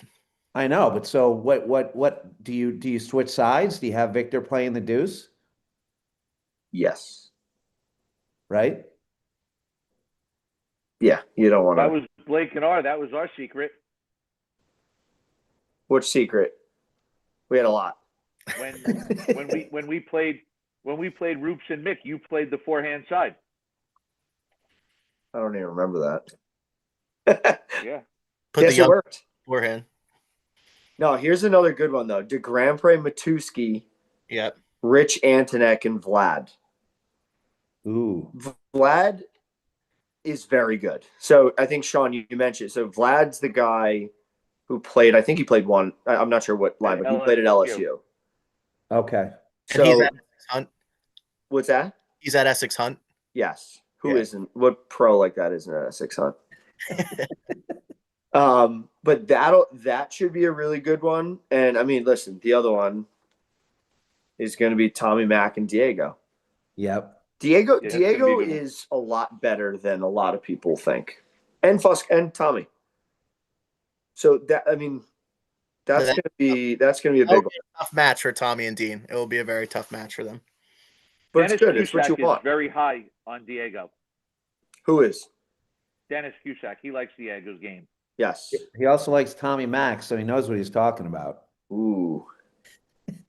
We got to have him come as a guest picker. Yeah, like College Game Day. Yeah, right. How about do we think McDonald Skorzinski have any shot against Fag and Tarantinov? Fag and Tarantinov's one of my dark horses to win the whole thing here. They're one of my dark horses to lose the earliest of any seed also. So, and by the way, I don't think you're wrong. And I know I'm not wrong. That team could just go coast on the highway to the semifinals or lose in the round of 32. There might not be in between. I don't know how to pronounce his name, but he played in Michigan. What's right? Skorzinski. Yeah. I watched. But he's new. Listen, he's new to paddle. He's newer to paddle, learning. But Alex McDonald is a very grounded player. They just won. He and Pat Shawcross just won the Challenger at Aronimink. So he's played in the finals. He played Peter Tomek and Carlos Castillo, who are they're not playing together, but they're in the draw. Oh, Peter's playing Murray. Yeah. Yeah. I mean, it's, and the other thing though is you have two lefties on the court. So you have Alex McDonald and Brian Fag that are lefties. Yeah. So I'm just curious how the dynamical, Daniil has played the most, high level matches of the group by far. And that could be a simple difference to just, make it a little easier than we're thinking about. But, I think, Skorzinski and I think Alex, they played Willie, Kendall, and I'm not sure, maybe Max Gumport this year. And I think it was 7-5 or 7-6 in the third. So he has such a heavy forehand. His forehand is a bomb. Yeah. And his serve too. Yeah. Big time.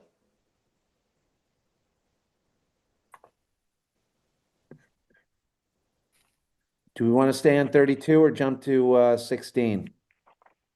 I think we could jump to 16s. Okay.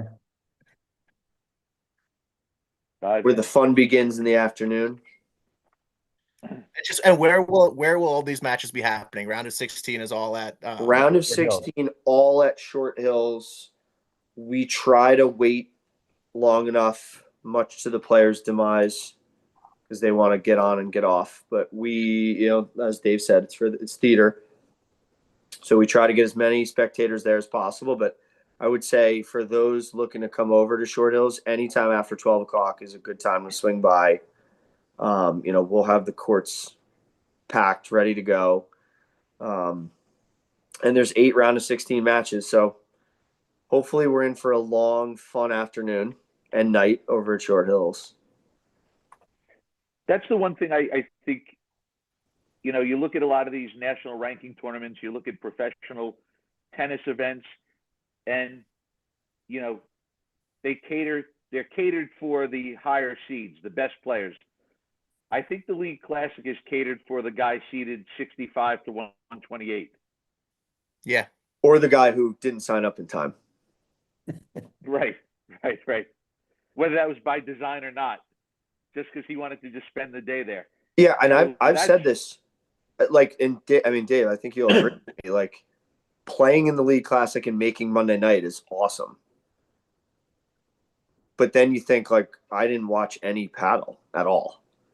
I didn't get to see any good matches right after lunch. I didn't get to watch any quarterfinals. I didn't get to watch any semifinals because you're playing. And that's such a well said statement. Like, it really is catered to the guys that aren't going to win it, because that's what it's all about, right? Bringing the whole community together to watch these matches. But yeah, it's tough. It's tough when you don't, or you miss it, or you don't watch it.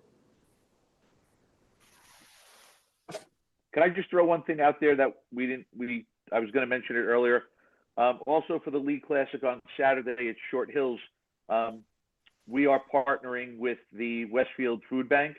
Yep. So if everyone coming could bring a non-perishable good, a canned item, macaroni and cheese, ramen noodles, some non-perishable item, food item, there'll be a table set up, and they're there to collect anything that anyone brings.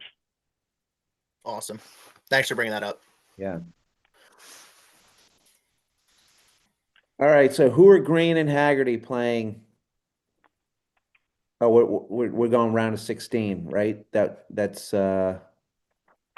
Who are they playing? Sven?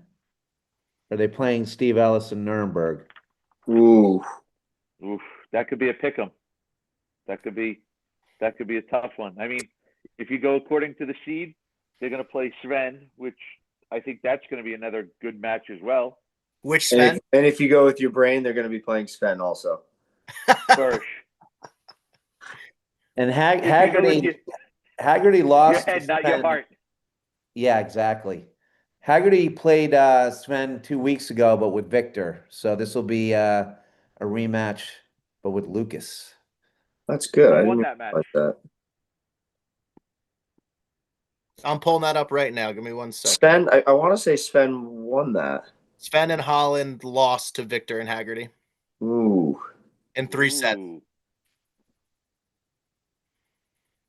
Sven's tricky, man. And then Haggerty and J.K. Thompson beat Sven Lalick and Tabo in their last match of the year there. That's my dark horse right there. Sven Lalick. Yeah, he's unbelievable. All those Essex Hunt guys their pros are crazy good, and they could cover. Wait, what pairing beat Lalick? Haggerty and J.K. Thompson beat Lalick and Tabo 7-6, 6-1.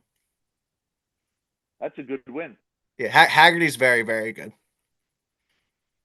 Yeah, I may have to redo my bracket. I may have to go to other clubs in the morning to watch some of these guys play that I've never seen. 100%. Dave, you've never seen Haggerty play? No, I haven't seen him play either. Oh, really? If he popped up on the screen, I wouldn't even know who he was. Yeah, no, I've never seen him play. Oh, Blake, I thought you played with him at Navasink. Nope. I missed the first match of the year. You're gonna love his game. It's just no frills, no mistakes, efficient. So is he the next best player down the shore after Tommy McDonald's reign is over? Yes. Yeah, he's number 2, non-pro, right? I mean, Lucas, Okay. Jake, Andre. And how close are we talking? They're just Level-wise. they're very different players. I'd say, well, PTI, I think Hags is 3. Hags a 3. Tommy's what now? A 1, a 0? I think he's negative. But Haggerty hasn't had many, as many shots because he's playing in B line 2 a lot of the time, or line 3, right? I think they're pretty close. They just knocked the old man Cheslock out of the top AM ranking down here. Hey, you watch your mouth. Don't take pot shots at Ches. All right, here's a round of 16 match I'm very curious about. Gonzalo, and we mentioned before, Gonzalo, Garcia Nieto, and Ruben playing Fawcett and Tia team. It's your 8-9 matchup. I'm taking Gene and Fawcett. More experience. But bigger liability. It'll be like that. That's kind of where I'm at, right? Gonzalo's the best player on the court, but does he know how to, and can he play that role? Yeah. Right. Does he allow Gene and Fawcett to play keep away? Right. Does he allow Dave Rubin to even serve? Does he play every ball? We're going to find out.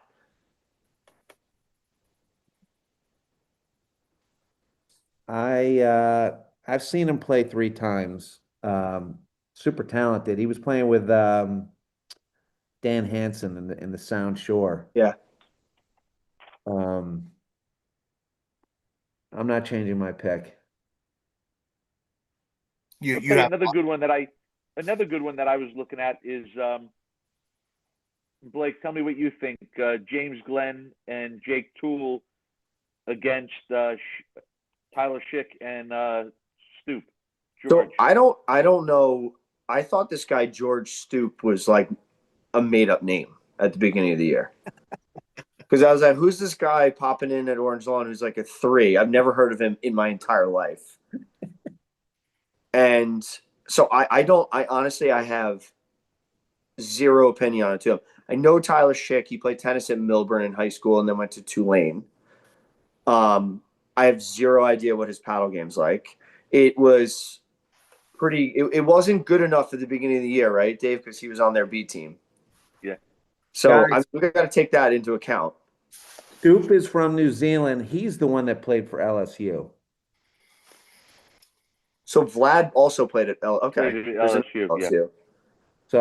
So how's this? Do those two get past Anton Persenko and Birchinal? I think the answer is yes. Yes. But Anton Persenko is good. Yep. And Ellis the 2 tiebreakers a week ago. Ellis beat him. No, lost 7-6, 7-6 to that team, to Pro Birchinal, with my brother. Ellis is in a lot of these topics. He did text me a couple minutes ago, and he said, by the way, that match wasn't 28 minutes. It was 18. Maybe 28 with the third set. Yeah, hey, I want to know, how is it that Ellis is in every match conversation and he somehow is the 93rd seed? Because you didn't put him in the top 48. If Louis Vauclair played in this, we couldn't seed him ahead of Ellis. Exactly. But since he's not playing, we could do whatever we want. Transitive property, of course. Yes. No, so Dave, going back. This is a circle the match. It's a James Glenn match. James Glenn is extremely talented and one of the better players in the state. And it's one of these, like, he should be able to and can break through and win these matches, but will they? And I don't know enough about Schick and Stoopy to have any opinion on them.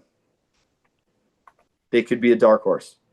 They were my dark horse going in. I was tipped off by Reznikov. I'll give him a shout out, but The Did next Glenn, round of 16 match too is pretty intriguing. The winner of Quintana and Victor playing Willie Kendall and Stulak. And then the winner of that plays Glenn Toole. There's nothing more I would want on Saturday than to see Glenn and Toole, Kendall and Stulak in the quarters. that's a hell of a match. That's the match at Short Hills under the lights. Hometown crowd. All the listen, but yes, the hometown crowd, but all the Park Lakes people will be there. Yeah. As you mentioned before, that is a brotherhood. That will be. There could be Alvy and Jose Salazar against Powers and Nunez. Nobody would be watching that. So Park Lakes is like Notre Dame. They travel well. Yes. Did Glenn win 50+ nationals with Andre last year? He did. Right? He beat Morneau and Stulak. Okay. Good win. Yep. Yeah, really good. I think that what you said of that Victor and Kyle versus Quintana, Mike Kelly's a nice player. So I think whoever wins that match could definitely, both those teams could make some noise. Here's my final one, my favorite one of the entire tournament. Fagan, Tarantinov, Lalich, and Tabot. Wow. And that would be a round of 16 matchup. Yep. Yeah, but that's if they don't blow up like the Correct. right. But let's go on to the assumption that they make it to the round of 16. I think that matchup could be fun, to say the least. Daniil's a fiery guy. Yeah. And Sven, they're fast as can be. And I think a big part is Brian, again, is lefty, so that changes the dynamic a little bit. But that could, there could be some fireworks in that match for sure. Sean and Luke, here's a question for you. Does Reznikov Thompson push Lalich Tabot at all? I think they can give them a little bit running for their money. It would be an unbelievable win if they pulled it out, but I mean, Rez and Thompson are both two young guys that are super athletic and are going to cover the whole court. They can both volley well, so they're not going to give many free points. But I mean, Sven he's one of the best players in the state for a reason, and I'd probably have to give him the edge.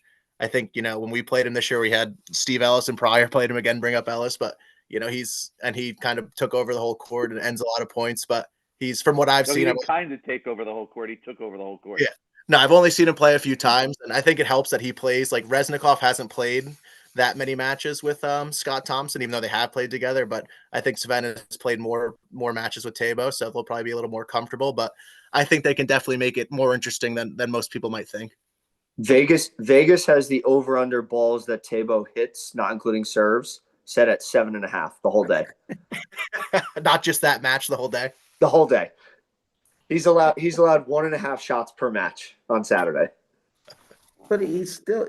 I mean, He's good. how many times has a pro lost though with a 19 or a 20 against two guys that aren't as good as a pro, Yeah. right? I'd say more often than not, but I think this is. I'm not going to say at the same level as like a Russell, but Sven is freaking. I think he might be the next closest pro there in terms of taking over a match like that. Yeah. I mean, his athleticism and his range of shots. It's pretty crazy. Yeah. Why isn't he playing more tournaments? Because his wife Lisa. is playing with Macy, and that's more important. Family, man. Hey, I get it. Yeah. So one of the things too, like we were talking about, and you bring up, a little bit of a difference in the PTI with like Lalich and his partner, and like we were talking about it. And look, we know paddle's an easy game to play keep away, and we're sitting in the meeting and everyone's going, Yeah, but you got to understand, it's every match is going to be 2 against 1. And I said to them, no, that's where you're wrong. In Sven Lalich's mind, he's playing 1 against 2. Like, he's not even worried that you're going to try to isolate him because he's just going to come after the 2 of you. I Yeah. said, so you kind of have to, yeah, I get it. It's easy to play keep away, but Sven Lalich is not going to let that happen. Yeah, and he's used to it happening to him every match and knows how to deal with Right. it. But he wants to play a fast match, and if you do play the fast, get caught up in that, that's dangerous. He's Yeah. going to roll you. And it's also, I mean, it's just as dangerous if you sit there and say, "Hey, let's go really, really slow and hope that he misses," because That's not happening. we tried to do that against him, and my partner got hit in the neck on the 3rd point. One of the most the 2016 League Classic between Drew and DeRose is on YouTube, and that's you want to talk about. I mean, it was 1-on-1. The other 2 guys on the court weren't even. I mean, I don't even know why they stood out there. Should have just been a singles match. Diamond, was that the year we played them? I think it was. That we played Victor and Lucas. It was at Morris County. Yes, yep. It was Jamie and DeRose against Drew and Pat. Yes. Yeah. And Drew and Pat were going for a 3-peat, and Steven won it. Yeah, they want it. When Steve wants something, Steve gets something. Steve invented pro member play. Steve invented that. Really? How Well, about he when was the Steve won the first league guy class that really- with Lubau? How about that? DeRose won the league classic with Lubau, 2010. and I'm pretty sure that year they were like top 4 in the country. They made the finals. They made the finals and nationals together. Yeah. Yeah. So it was 127 against 1 in the league classic. And the year after that, 2011, shout out to PK Pat Kelly won it with Drew Broderick. So Pat Kelly, paddle legend, who's Coach PK. down by our way this year, was supposed to play on Spring Lake Seeger, but had a little bit of a calf injury, so he didn't get to suit up for us. Drew must have forbid him from drinking until the tournament was over. No, I think he needs it. Yeah. A little swing oil.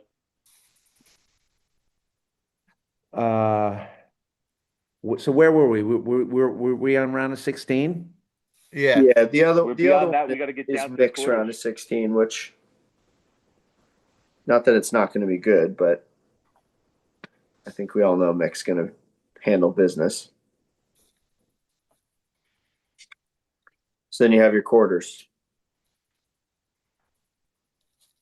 You want to start with Mick and go back up? Yeah, so you have Mick against either Fake Tarantinov Or Sven or And- Sven or Reznikov Thompson. or McDonald Skorzynski. It seems like there's a lot of ifs in that section. On that line. Yeah. I think no matter what, I think Adoya Zimmer make it through. That's a One- bold state. Are you sure? I think they do. All right. You know more than us. You've been in the league 30 plus years. That's right. Dave and Blake, who would you be if you had to put your money on one team to make it through to the final? Who would that be? That you'd be shocked to make it to the final, or not shocked, but more surprising than anyone else. Shocked if they didn't make the final?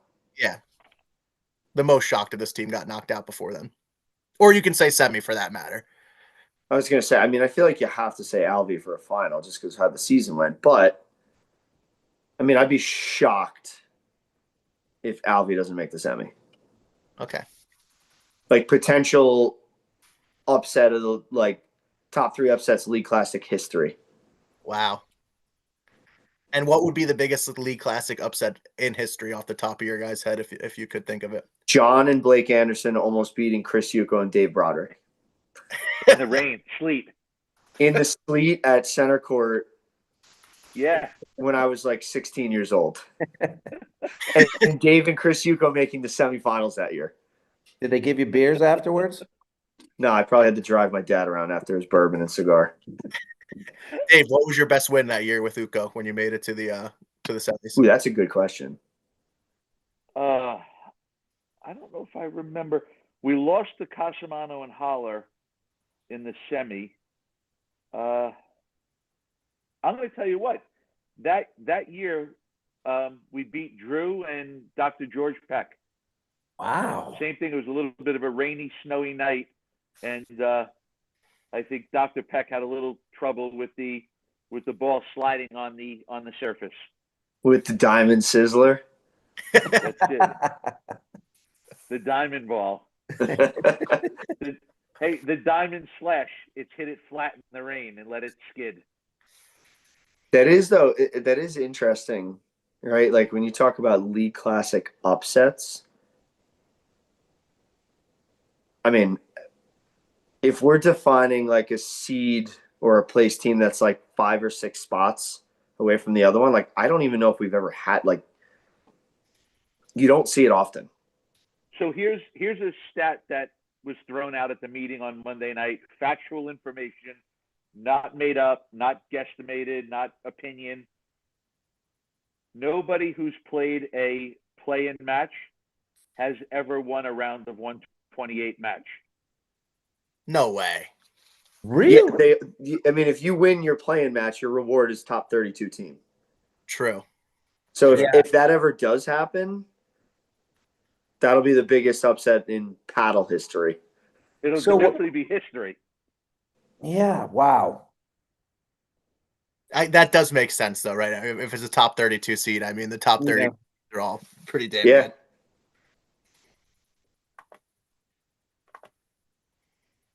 I know the guys are going to have to play Fag and Daniil in the second round, and they're going to get absolutely.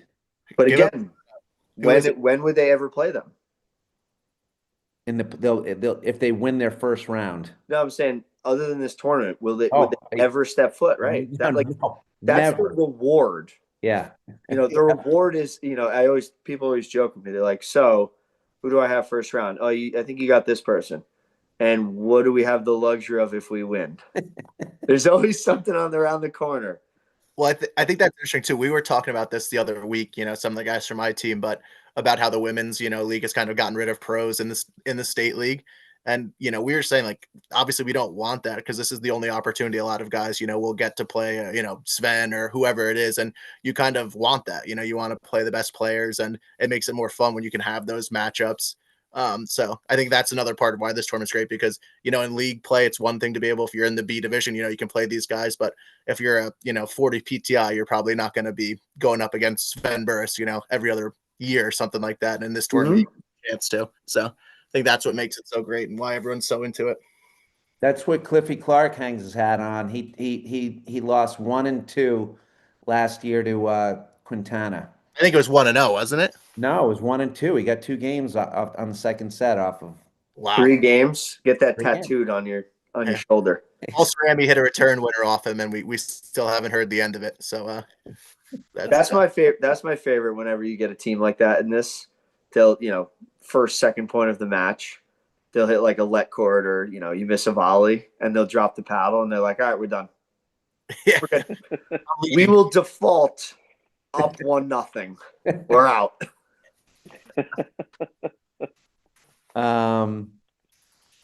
So Next quarter, third quarter, you have Glennon Toole, Kendall Stulak, which yeah, I mean, there's 2 of the 4 quarters that are really, entertaining, and I think people are dying to see.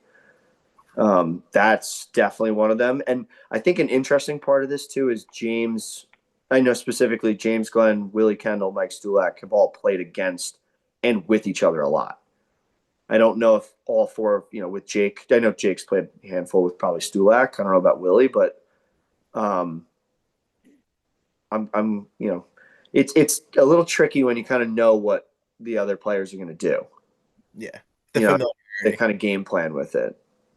Is Stulak a former national champion as well? 2-time. Wow. Yep. Parsons and Bill Anderson. Yep. Just shows the depth of this tournament. The Hoffer, as they say. Dave, you go. Who you choosing? Which match do you want me to pick? Glennon Toole, Kendall Stulak. I'm going to say Kendall Stulak. Experience? Is that the 4-5 matchup in 3-6. 3-6? No, your 4-5. You ready for your 4-5 matchup? Green and Haggerty, Broderick, Shawcross. Wow. Right. But wait, That's Blake, gonna be That'd be great. another good one. Blake, who you taking in the Glenn Tool Kendall Stulak?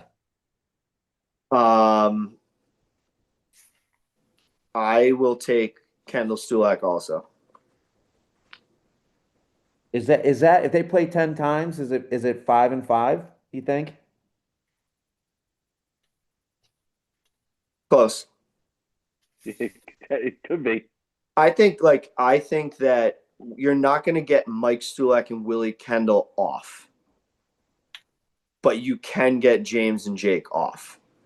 You know, I know Jake's been working on his serve, and you know, again, James he's tough, but he can throw in those errors. Like Willie Kendall's the one person on that court that like he won't give you any stupid things. He plays within a level that's this much and it's this high. Yeah. So I think I just have to side with it. I think the Short Hills regime, and you know, you got Stulak, who again, he's won 2 national titles. He's not scared of anything. He lives for every moment. I think it's dangerous duo. Now, And here's to a your question. point, like Sorry, I go ahead. don't think there's, as solid as their games are, there's not a whole lot to it that can go sideways. With Kendall and Stulak. Willie and Stulak play basic paddle, and they do it really, really well. Yeah. Like as this, here's an example, right? If Kendall and Stulak play 12 matches, the range at which they're going to play within is here. If Daniil and Brian play 10 matches, 12 matches, they're going to be within here. And if you get them down there, they lose in the 32s. If you get them up here, they could make the set. I mean, Daniil is extremely talented. Brian's a great player. But there's so much unknown where with Willie and Stulak, you know what you're getting. You better be ready for war. So Kendall and Tool both played Big Ten tennis, right? Penn State and Indiana. Yeah. Did they play against each other? Were they there? I don't know, actually. Huh. Willie was top. I could have this wrong, Dave. You might. Was he top 5, 6, something like that in wins, all-time wins at Indiana? Yes, he is. Yep. He might, by now it could be top 10, but at one point he was Not bad. top 5 wins in Indiana tennis. I might be top 10 at my high school. I thought you were number 98, a kicker from Merrimack. You like that? I do. 98's a defensive end, not a kicker. That was throwing me a little bit. Well, I didn't get to choose my number really, but I did buy all the team gear and didn't play one snap or go to one practice. That's my claim to fame. I was on the team enough to get on the roster and buy all the gear, but didn't play. All right. Haggerty, Lucas. I'm a disaster. Lucas Green versus Broderick and Shawcross. Who are you going with? Blood is thicker than water. You know, I always stick with my brother. Pull up Pat Well, McAfee, except for tonight. No, I think, you know, Drew and Pat may have a little bit more experience in the League Classic in that setting than Haggerty. Yeah. You know, but it'll be interesting to see. I mean, it's going to be a phenomenal match, whoever wins it. Who plays what side you know, with Lucas and Pat? That's a good question. If I had to guess, they probably switch it up. Lucas and JK switch it up a lot, depending, you know, to give different looks. I think Lucas likes to return from one side, but, you know, typically will play, you know, they'll throw it up and switch in the middle of a point. I will tell you, I think Haggerty was a professional soccer player for a cup of coffee, so he has very high level sports experience. Yeah. Which, you know, again, coming from the 42 PTI, I see guys like that weren't traditional tennis players, but they played very high level other sports and they just know how to win. It's just an innate ability that translates to paddle from what I've seen. But like Blake said, how is he going to handle a guy overserved with bourbon, blowing cigar smoke through the screen? It while he's seems trying like, to play but a honestly, touch spinner. it seems like hearing about Pat and all this, like the background, it seems like he almost would be the more reliable person in this situation than Lucas, right? Because again, when Lucas is on, he's as good as anybody. But Yep. you can ask him and he'll look at you and say, "Yeah, I'm not. I'm horrible." Right? So if he's off, that's different. Like you know what you're going to get. Similar to Will, you know what you're going to get with Drew. But then Pat, who has been in this situation so many times, will still get nervous. I think it's tough to go against Drew, and So who are you taking, Sean? I think you got to take Drew. I mean, Luke, who are you taking? I'm gonna take Haggerty and Lucas, and I have right here Haggerty's just his stats, or not his stats, but his matches from this year. I mean, beat Sven Lawlik, beat Sven Burris, beat Louis. Has a bunch of good wins on here. Beating a bunch But of Ellis, hold on. Ellis beat Louis too, so let's not bring that one. also beat Ellis. So he's got a lot of good wins on here. I mean, him and Victor beat Louis and Daniel Torres 2-0. He hasn't played a ton with Lucas, which I don't think probably won't help them. But I think that they're both great athletes, and I think Hags is going to impress a lot of people in this tournament that don't really know him. I love it. I can't Here's a believe I just. question. Go ahead. Here's a question a little bit off topic. Who wins between Haggerty, T-Mac, Ellis, Nirenberg? It's a tough one. I'm gonna have to Is go. the match at Ridgewood? I'll take Ellis. With Louis serving white wine? Always. I'm with you, Luke. I think I'm gonna take Lucas and Pat. Yeah.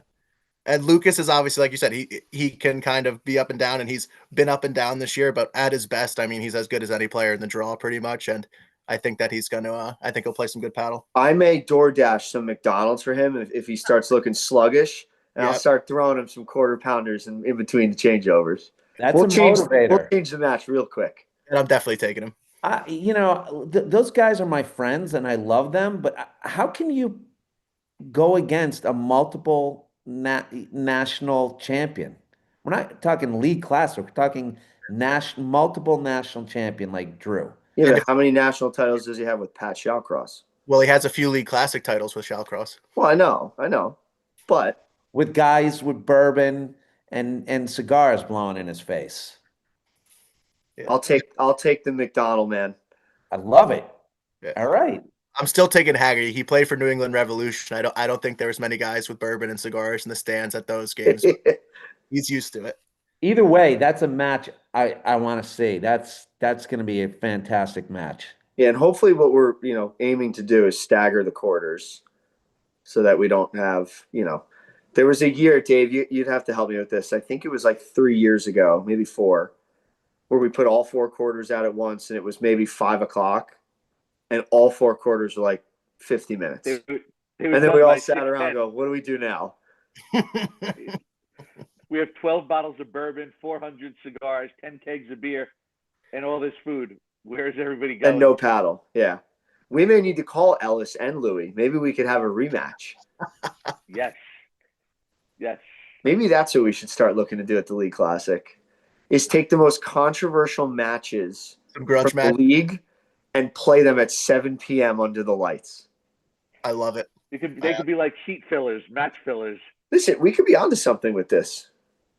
Oh, I like it. You have to know where the grudges are. I don't. You guys do. Yeah. Whoever's complained against each other to the league, who's gone to the league board, you get those matches out there. We want some bad blood. Singles. Shout out Ryan Rip for Clearwater.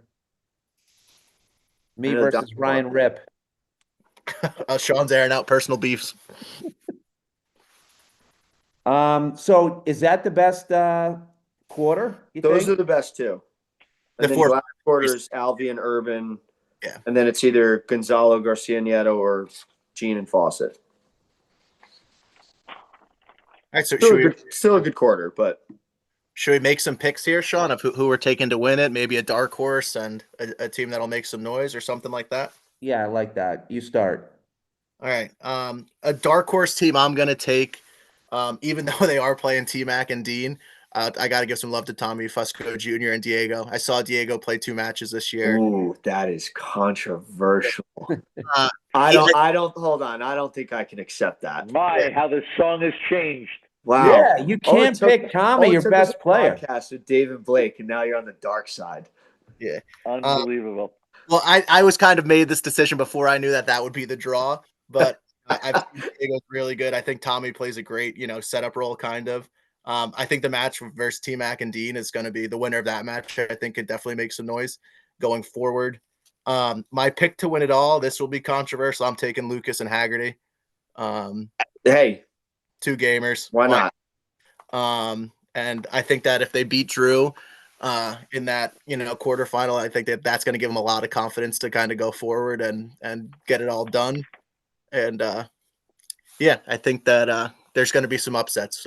I'd say my one prediction is that of the top 8 teams, I think 2 of them aren't going to make the quarters of the top 8 seeds. Wait. Let's just frame this. If Lucas and Hags beat multinational finalist Drew Broderick, they're then going to beat Regalado, and then they're going to beat Mick. Is that you're calling that? And Yeah. then Gauntlet, and I think that the confidence they get from beating Drew is going to propel them to win those other matches. Wow. and then Lucas hangs his sneakers over the lights at Fairmont and is never seen again.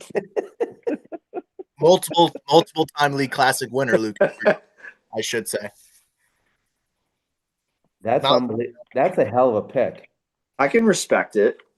Other than the Diego pick, He's good, man. He's really good. Listen, he is very good. I just don't know if I can accept it. Pete Hurley's weighing in. He says Lucas needs to play forehand in that match. I don't hate it. Drew as a lefty. I mean, I think Hags and him will both be able to handle, either side and any spin they see. Okay, so that was your dark horse, and that's your pick to win. Yeah, and as I said earlier, Fag and Tarantino, I think they might make a little run too. Okay. Who's up next? I think you should go, Sean. We'll leave our 2 pros here for the end. I'm gonna go reverse. I'm picking Mick to win it. And my upset, my dark horse. So who are they beating? Because I do think Haggerty and Lucas are going to make a run and could beat Drew. I can't pick against a guy that's won as much as Drew Broderick has. I'm picking Stoop and Schick. That's my dark horse team. Okay. I think it's a good pick. I like that pick. It's probably not many teams that have 2 higher level, rackets players together than those 2. Yeah, I mean, do James Glenn and Toole even know how they play? Has I don't anybody think anybody does. anybody does? Right? That's the beauty of it. Yeah, and I mean, are they really a 9 and a 10, or is there a lag in what's on the court versus what their PTI is? Right. And your pick to win was Mick and Evan. Yeah. Who won it the year before? Won it not last year, but the year prior. Yeah. Mick's fresh. He's not playing any tournament. Who did they beat in that final? Mick and Evan 2 years ago. When they won it, Yeah. they beat Humphreys? Was it Do they Humphreys? beat I think Willie it and might have been. Humphreys? I think, yeah, that sounds right. I don't know. I don't think Willie's ever been in the final. Could have Was been Zach and Humphreys? No. No. Mick and Zimmer beat Zach and Willie in the. Oh no, Mick and Zimmer beat Drew and. Was it Drew and Pat or was it Puig and Wright? It was at Fairmont. Yeah. Yeah. And Puig and I Wright think it was Pat. Or I think it was Pat and Drew. Because Pat and Drew had a long semifinal against Puig and Wright. I know this is on YouTube. Yeah, I think it could I have know been the Drew and match is up. Pat. And I know it was Willie and Zach who lost the semi to Mick. By the way, shout out Matt Pugh. Oh, that tournament. I'm going next year. How can you What do you not? mean everybody's going next year? It looked electric. David Blake are Opening- playing together next year. Diamond, I would play with you. We're putting the band back together. You know, the last time Dave and I played a tournament, Dave hurt his toe during one of the games in the first set, took an entire point off, and just sat against the back screen while I played both sides. And And he won the point. your mindset was 1 versus 2. 1 versus That's 2. it. One versus two. It was Stulak and Humphrey. Is who In they the beat. finals. Yeah.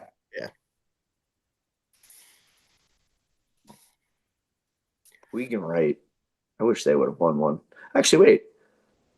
No, Mick and Zimmer beat Puig and Wright at Montclair. Or did Puig and Wright win one? Am I going crazy? They did No, not win. Puig and Wright didn't win one. So then it was Mick and No. Zimmer beat Puig Stulak and and Wright at Montclair one year. That was the year Chef Vinny was making the chili in the parking lot. Mick and Zimmer won 2021 and 23. Yes. Okay. And in between them, Stulak Humphreys won. Yes. All right. That makes sense. All right, so I think Blake, it's your turn here for a pick and a dark horse. A team that's going to make some noise as well. I really want to pick Alvy and Urban, but I'm not going to because I don't want to take the 1 seed. Mhm. How How big of a favorite or not for 1 seed there? Combined PTI is what, like a -20 or so, and what was the 2 Yeah, seed? but I think it's just. I mean, listen. I think it's a smoke screen that they beat Mick that easily. Yeah, in the regular season. I mean, when it comes to this stuff, Mick is. I don't know. I'm having a tough time. I'll Mick's give you gonna my go dark in heavy horse. on himself. My dark horse is Sven Lalich, That's a great pick. not Lalich Tabalt, just Lalich. I think I'll give you another dark horse. Or a team to watch. I think the Grand Prix Matuski could surprise Antonek and Loback in a match. And then winner, I'll go Mick and Zimmer. wow, 2 for Mick and Zimmer. Diamond Dave, right, take us that leaves- home. Dave, if you don't take Tom McDonald to win this whole hour and a half was a waste. No, I can't. It's he has too hard of a draw going forward. And by the way, let's also be very clear that we all, ourselves included, have the utmost respect for Tommy Mac's game. I actually wish we saw him up here more. We had a great time when we played each other last year. Let's get you 2 playing in a tournament next year together. If Tom McDonald called me to play a tournament, I would play. Oh, he's gonna. There you That's go. done now. All right. How old are his kids? I don't. They're young. I know one's in a stroller. Well, good. He can hang out with my kids then. Yeah, we'll babysit. Perfect. Yeah, I'll babysit to see that happen.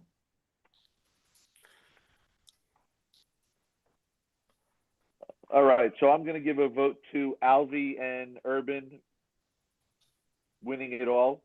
Dan Urban might be the most surprised person out there for me saying that, but I think Alvy's maybe the best player in the country right now, top 3, top 2, but Alvy's playing very well. And Urban's got good skills. Again, like we talked earlier on about it, it's just a matter of, I think when you get in these situations, as good as sometimes the non-pro is, you kind of stay in your lane. You don't need to try to let the 1,000 people there watching know how good you are, because, for some of these guys, as you get later and later, your partner is the real star of the show. So I'm going to go with Alvy and Dan Urban. And my dark horse, Blake, you're going to appreciate this. I think they're going to run the draw from the 128 out of Short Hills, Mimo, Alvarez, Calderon, and his partner Solar running the table and winning it all. I mean, I can't believe I missed that one. What's Dave drinking The, tonight? the only thing that's going to make this perfect is if Mimo's watching this. Or if they win less than 4 games in the first round. How many guys are in the Oracle? I know you can't name the names. How many guys are in that room for the draw? The whole board's invited. What do we have? 12, What do we 12? have? About 10? 10 or 12 guys on the board. If you can make it, great. If you can't make it, sometimes people send their list in. Yeah, we had about 10 people. Yeah, it's good. It's some, as much as everyone probably thinks it's just a crapshoot and fun banter, it is a thought out process, and we make sure we get things, correctly in order. We're gonna need And we some. have talked about we've talked about live streaming that, but then Better Judgment got a hold of me and we said, yeah, this is not. We'll live stream that for $100,000 a person. And not go ahead. We could probably make that happen, which is the sad part with the paddle people in this. Hey, state. Nationals is coming up in March. I'll gladly go back with all of them and do it if somebody wants to say yes. All right, guys. I think that's a wrap. And I think just to remind everyone too, if you can't make it up to Fairmount on Monday night, we will be doing live streaming for both semifinals. Will be live streamed, and the finals. Will you be on the call, Dave? Of course. No I will better. be. I will be one of them. Does Pat McAfee do a college game day? We're gonna have a whole. I have a whole crew ready to go. Myself, Blake. I have confirmation from Zach Rosenau. I have Russell Bencon can come in for a little bit. Anthony Casamano is going to be joining us, and if you guys make the trip, you're more than welcome to join us as well. I'm in. My wife is gone until the 22nd of December, so my life is all about paddle right now, as if it wasn't before. That's a good weekend for that. Right? Yeah. Yeah, we'll make sure. I mean, we'll send it out to all the league members, but we'll make sure we get Cutter's Rule the link for live stream too, so we can post it all over. Awesome. Definitely. Thanks, guys. This was awesome. I think this might be an annual thing.